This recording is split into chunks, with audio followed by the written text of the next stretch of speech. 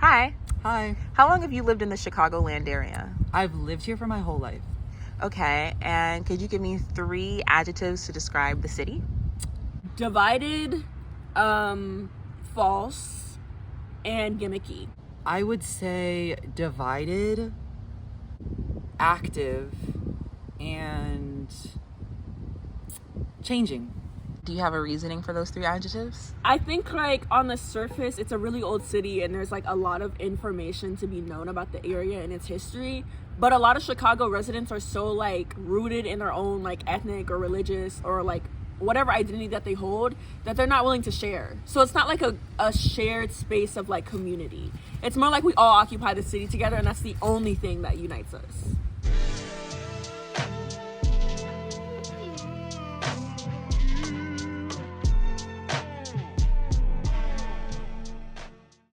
So we're at Western Avenue and we are in Beverly, but we're going to cross over. We're going to go west of Western, because just west of Western, it's called a dividing line. Western is like, years ago, it was very well known. You can't live past Western because that's where white flight would leave the town and move west. So Western was a dividing line. And so here's a dividing line. We're going to look over here. This is no longer Beverly. It's kind of Beverly, but it's not. So if you look at it, you'll see it has a different look, a different feel. But what you'll also see is that it's a different type of person, because this is getting to be more like not Oakland, but whatever the next town over from Beverly. Even the people, the residents look different. Here's an example. You got white people, yes, but they don't look like Beverly people. This is more, you get into people who are less inclined to want to live next to a black person. It's just a fact. So if we keep going west, you're gonna see more and more types of people that don't want to live next to black people. Beverly has decided, it seems like they've accepted, okay, you have a certain income, we'll live next to you even though we don't want to. But you go past Western and then you get families that live west of Western because they know it's a dividing line. And then sometimes the dividing line moves because people start moving over here and they say, oh no, we let too many people over here, I gotta move again. I gotta move west again. So Kedzie becomes the dividing line. So you start to see that this is not Beverly, although it might be an extension of Beverly. It's now even wider than Beverly. And by wider, that kind of means they are white people, but they are a different demographic than in Beverly, a different type of white person. Maybe they're working class versus Beverly having a little bit of a more greater income. So this is a dividing line for sure. And over here, I doubt that you're going to get more than one black family, at all. We can't move over here. You can move over here, but you're not going to be welcome. Imagine if those people that is across the railroad tracks of Vincennes that I was showing you, imagine if they all moved over here. What you think will happen? It's called white flight. They will get up and move. When you hear the word segregation, what comes to mind? I think since I grew up in a Chicago West Side suburb, I think of Austin, because Austin is the neighborhood that directly borders Oak Park. And I think especially you see it like when you're driving somewhere or even going, just on the highway, just how different, like it feels like a different world because of, the lack of funding, food scarcity, the roads. It's seen everywhere. And I think something particularly interesting that you notice is like there's so many trees here. There's so much nature. So it feels kind of enclosed, sort of protected. And I think when I think of Chicago and redlining and a lot of the segregation, that's like one of the first things that comes to mind. So my dad got here and he's white, so he lived in the white side of the Upper North Side. And my mom, when she got here like early 2000s. And I would say for the most part, being Asian American to me looks different than most of the Asian Americans in Chicago, just because of the fact that like people moving here weren't allowed to move to different neighborhoods. Like if you were black, you were moving here, you were only allowed to rent from a certain place or buy from a certain place. If you were white, you were only allowed to rent or buy from a certain place. If you were Asian, you were only allowed to rent or buy from a certain place. So most of the Asians are in one specific area, and the high school that I went to, the Asian population was around 2%. So it's really crazy because you don't have community in spaces that aren't specifically made for you. Get the history of how it became where the South Side means black people. It wasn't always that. But they wanted to, and see, I'm not the expert on it, so you'd have to kind of read about it. But from my understanding, they wanted to put the L. You know, have you seen the L go down the middle of the highway? Mm-hmm. That L didn't exist before whatever year it was. I think it was in the 50s or something like that. But in order to make that L, they had to get rid of houses. And that's a term that's called eminent domain. The cities have a right to do that. They pay you for your property. They pay you very little. But anyway, they pay you for your property. And then they were actually getting rid of black people who had their homes just so they could put the L. Well, the L was convenient, but people were displaced. So at that point, segregation kind of took over.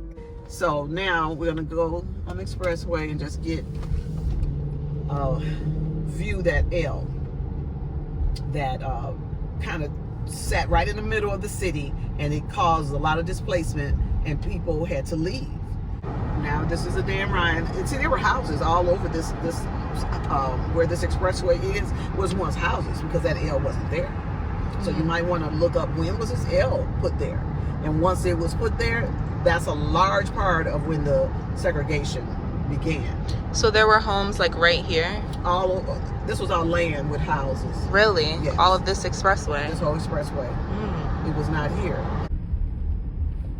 This is called the Dan Ryan. This is Dan Ryan Expressway. This is what was that L right there. It takes people downtown Chicago to work. It doesn't go further than 95th Street. So if somebody wanted to go to 103rd, which we just left, they can't. It ends. The L ends at 95th.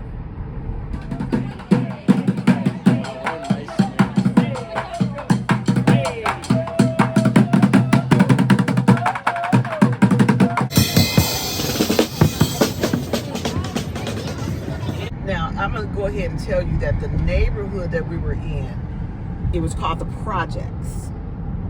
This is the L station. In fact, I would get out off of this L every day to go to school on 87. Then I would take that bus headed east to my school, CPS. So when we lived on 22nd Street growing up, it was called the Projects. The difference is it is no longer called the Projects. The buildings still remain, but because things have changed, they made them into mixed-use housing. That's the word, mixed-use housing. So they got rid of the populations that were in that area, which was the projects poverty level, under people who lived under the poverty level. People who were poor lived in the projects I lived in, and then there were some across the street. The ones across the street are gone, and they made a school there. But I'm going to show you all that. But it's so different than when I grew up. So things have changed, obviously. But when I lived down there, it was called the Projects, and we lived among other people who were on subsidized housing, which means you cannot afford rent, regular rent. You can only afford rent that is subsidized by the government, and that's why. And they're called projects. So the round building right there, those two short round buildings that look identical. Yes. Okay, we didn't live in those buildings. We lived in the building behind it. You see the taller buildings. Yeah. Okay. We lived in the first one, not the second one. The taller buildings. They were called the Hilliard homes. They were projects at the time when I lived in them. They were projects. They are no longer projects. That's what I was saying earlier. They are no longer projects. They are now called mixed use housing, which was the city of Chicago's effort to get rid of poverty-stricken buildings and put them to use for, give some subsidized housing and then give what they call market rate housing together. And that way, for them, I guess it meant, it's less poverty. It's, mixed use. That's what they call it. And where did all the people go that lived here? The people that were living here when it was project housing? What happened to them? Well, I don't know what happened to a lot of them, but I can definitely say that some of them decided that they couldn't afford to live, where any place without maybe living with other people. Because again, if they had subsidized housing, they couldn't pay a market rate just because they were displaced. So they may have lived with other people. So a lot of them moved to the south suburbs.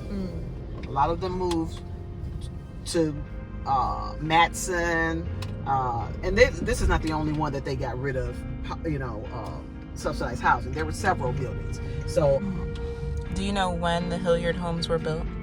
Yes, because we moved in when they were brand new. They were built about 1960, about 1966, 1965. And you see that placard? You can take a picture of that. That says Hilliard Towers Apartments. It used to be Hilliard Homes, and they changed it to, sound more, I guess, less like projects. The name of this school is National Teachers Academy. That didn't exist.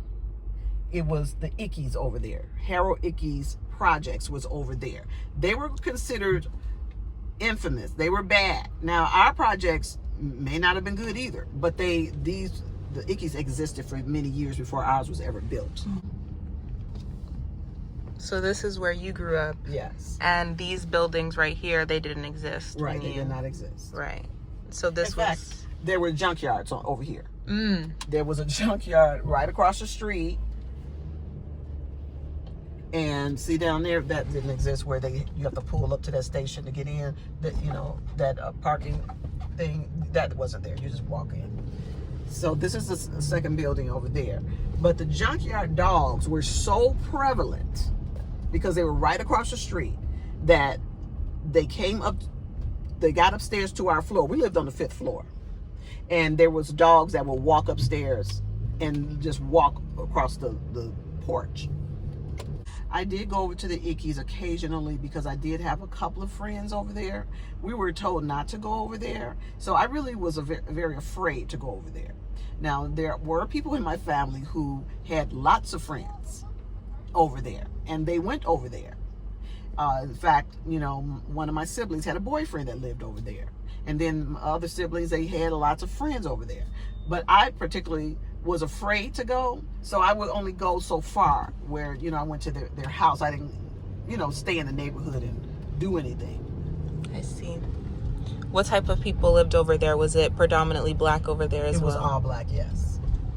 It was all black projects. It's the government, man. This didn't just happen. This been going on a long time, man. Since J. Edgar Hoover. Maybe you don't understand this, but a black person knows the system is designed for us to fail anyway. The Ickeys was notorious. It was a lot of bad things that was going on over there. And not saying it didn't happen in the Hilliard homes, but ours wasn't a long-standing project. It had just got there in the 60s. Harold Ickeys homes had been there for decades. So obviously there was more time that they had this population over there. Because most of America would be scared to come down here. Why? Because it's projects and you got a lot of black people out here? I think so. I think you might have summed it up. Are you scared? Now this is Chinatown, okay? So we would walk over here, then we would turn here at Wentworth. It wasn't all this tourism. All these hordes of people that are walking. It wasn't like this. It was very, it was, just a regular town. But now Chinatown has more things that are on the street that didn't exist and whatnot. So I guess now it's more touristy. what we liked about going into some of these shops were they have little trinkets that they sell, and it's just their culture. They have little items that were cutesy, and we would buy them. And then they had Chinese candies that we would eat. You can kind of see the trinkets that they sell. Mm-hmm.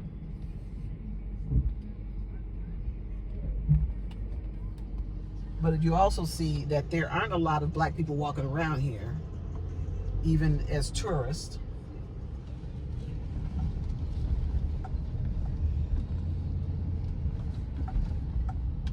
And Chinese people have managed to keep it theirs. It hasn't, converted to something else. This is the Chinese people's home. Signs are in Chinese. I don't even know what they say. Now, our grocery store was down here too, by the way. It was about on that corner. So it's gone, obviously. But we walked down here not only for school, but for our grocery store, which was A&P. And so again, yeah, it's a form of segregation because there's no black people that live over here, or probably not any white people either, actually.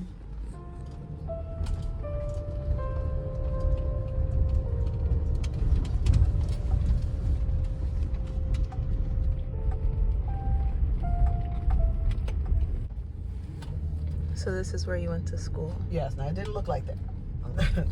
Here's the sign.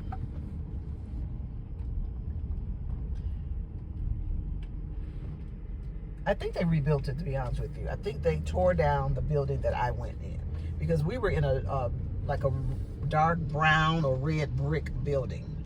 So this is not the same structure I was in, but this is the same location. Were there any white children that went here, or just black and Chinese? I believe there was just black and Chinese. I don't remember any white people. There wasn't any in the neighborhood, because the projects were where we came from, and then the Chinatown was where the Chinese came from. So there was no place for them to have been living, to come here to school. Did you ever see any Chinese people come over and hang out where you grew up? No, absolutely not. Because when you think about projects are known, and unfortunately, but that's what they're known for crime. They're known for poverty. They're known for, nothing good. They don't represent anything good. So you're not going to find people coming over there who are afraid of for their safety. Would you see any black people hanging out around Chinatown growing up? No. Because again, we weren't really welcome here. We were forced to come here as far as we didn't have a school and, closer. So they didn't want us here. And the gangs that we heard about kept us from being, part of this. We just could come to school and we could leave. Now we did again go into the little stores on our way home from school, but we didn't just come and hang out over here, no. Because as you notice, there's not even anybody here but Chinese people and tourists. And so we didn't fit, we didn't belong.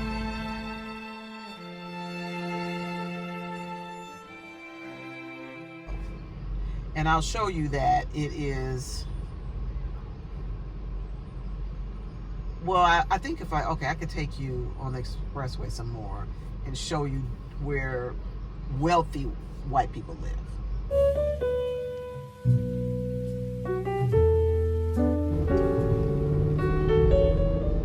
Okay, so we're back to the school that wasn't ours, but was supposed to be ours. And then the Ickies were up and down. It was so many buildings. It was like probably 25 buildings, and they got rid of them all. And those people were displaced, and do you know what happened to the people that lived there? I think that they headed south. They went to the south suburbs. A lot of them, I believe, went to live with other people.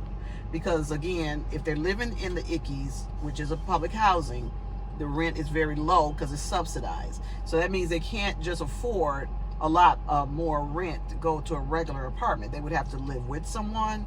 They'd have to, somehow gather up more money.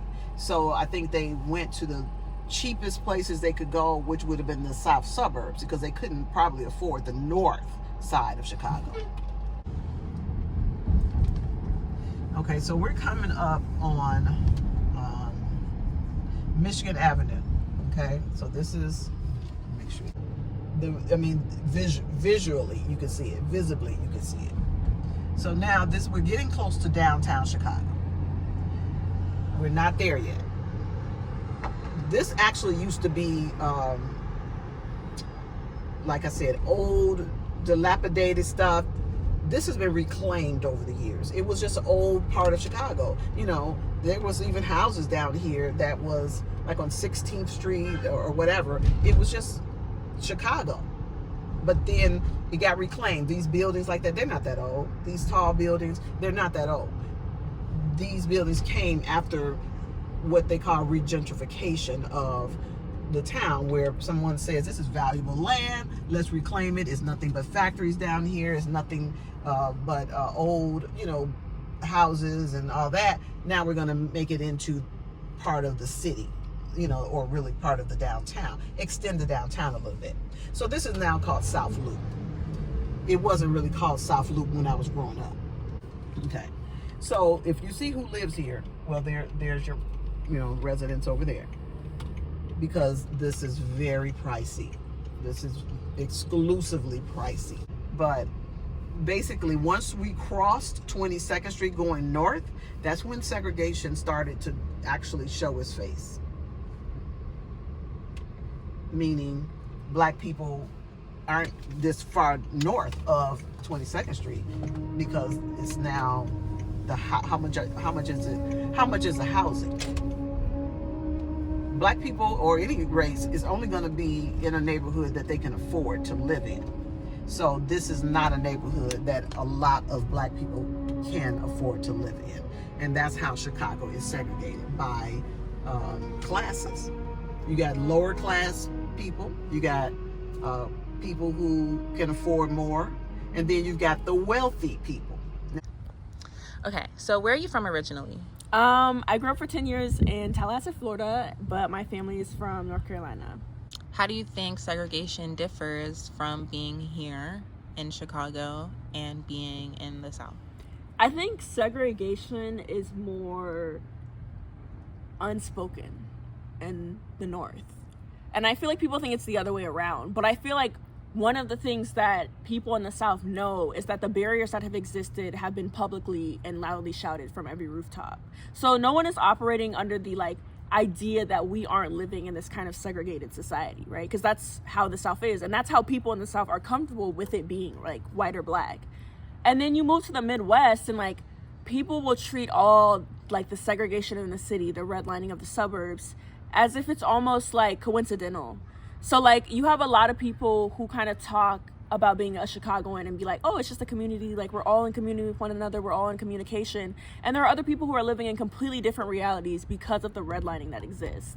In the South, people know those differences exist and are kind of more upfront about their lack of care for it. In the Midwest, I feel like they almost treat redlining and segregation as an accident or just a cohesive coincidence that everybody's in agreement on. These people pay, a lot of money for the view of Lake Michigan, for, just to live up here. Again, now look at the people. The people you don't see a lot of. Now, it is a weekend. If it wasn't a weekend, you would see black people because they work down here. But they don't necessarily live down here. This is considered downtown Chicago. So this is Michigan Avenue. We're headed north, and we're gonna now see where the luxury segregation is. And if you just even look at it, it looks much different than the South Side. You don't have this on the South Side of Chicago. You don't have high rises of beautiful high rises and things that look like this. There's no tourists going to the South Side of Chicago. Side versus North Side. The real dividing line between the North Side of Chicago and the South Side of Chicago is actually, we haven't even gotten to it yet. So this is still considered the South Side of Chicago. It's just not the ghetto. It's just not the, where the black people live. It's because we're so close to north. It's Madison Avenue. Madison Avenue is the dividing line between the south side of Chicago and the north side of Chicago. That street, that one street. So who do you see? White people. Yeah, where are the brown skinned people at? That is a great question. And there's one, but then you got 100 more. That's not like her. Man, the other day, who was home to visit yesterday? You're home, right? Explain what happened. Yes. Hello, everyone. My name is Carl Jordan. My mom, she stays in 2320 on the 5th floor. And I was visiting a friend that's right around the corner from my mom's. And as I was coming out of the apartment, these officers approached me. And they asked me, where do I live down here? I told them, no, I'm visiting my mom's. And in the same process, they threw me up against the wall and searched me. And so they grabbed my door keys and they proceeded to go into my mom's apartment without a search warrant or anything. So in the same process, my sister opens the door and the police officer busts in, comes all through my mom's house and scaring her, flashing their light all in my mom's face. Now my mama, she's an elderly woman, and I think that was very wrong of them to be coming through there and violating my mom's rights and violating a lot of our black brothers and sisters out here rights. And as in the process of him coming in, he threatened me about arresting me for trespassing. And then he asked me, was I a felon? Yes, I am a felon. And he told me that I'm not allowed to be down here in CHA's property because I am a felon. He said that it's in CHA's policies. And I don't think that's right, because I think anybody should be able to come and visit their parents or friends. And this is a free country. So, when did it stop being free to us black brothers and sisters and my white brothers and sisters? Thank you. Hi, my name is Marie Battle. On August the 29th, on a regular day outside in our area playground on 23rd and State, I was monitoring the police, their behavior as far as them locking people up for trespassing and telling them that they cannot be in the neighborhood. They were in pursuit of harassing everyone in the playground, asking them to stand up. They were checking for IDs for no apparent reasons or whatever. I, on this day, came outside with my camcorder to get a full view of them. When noticed, they approached me. I was called a monkey, a fat ass, and more things. During that time, my family members that was outside with me, they asked to fill out contact cards for why I did not know what reason. I asked one of my children then to go get my lease and let them know that I was a leaseholder here. The officer instead, he pulled out his cellular phone and started taking pictures of me, saying that since I had pictures of you, I'm going to get some. Since I had some of him, he was going to get some of me. On September the 6th, I was arrested by these same officers. I was arrested for having a camcorder by videotaping them and all the obscene things they had been doing outside in our community. I feel that we shouldn't have to be subjected to all these racial slurs, and I feel that we shouldn't have to be ridiculed for being black. I just wanted to stop. I understand that they need to do their job. They approached me on September the 6th and told me that I was that redhead bitch with the camcorder, and for that I was going to jail. They immediately put me in cuffs and I was hauled off in a paddy wagon.